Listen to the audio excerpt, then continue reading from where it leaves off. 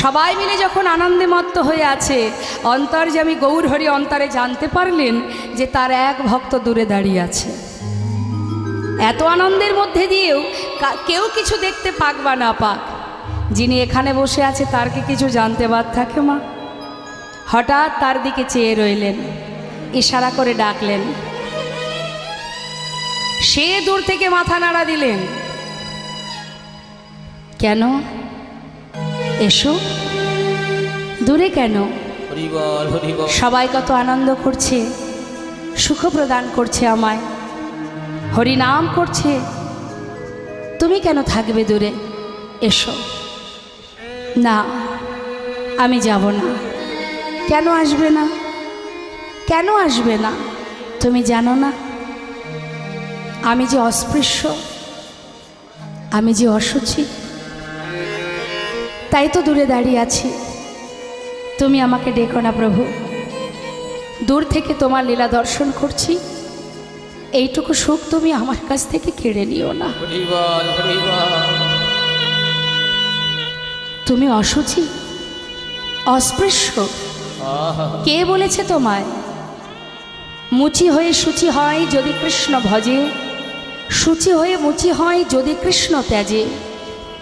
যার মুখে কৃষ্ণ নাম, সে তো কখনো অশুচি হতে পারে না। কে বলেছে তোমায়? জানো না? তুমি তো অন্তর্যামী, জানো না? শিশুকাল থেকে মুসলমানের অন্ন খেয়ে বড় হয়েছি আমি।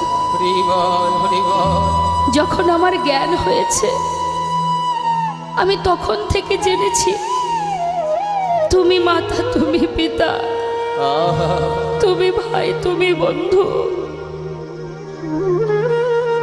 জীবনের সর্বস্ব পরিত্যাগ করে তোমার নামকে সম্বল করে ঘর থেকে চিরতরে পথে নেমেছি। এই সমাজ একই সঙ্গে এক আসনে আমার সাথে বসে প্রসাদ গ্রহণ করে না। বৈষ্ণবী সমাজ আমাকে দেখলে দূর থেকে হেঁটে চলে যায়।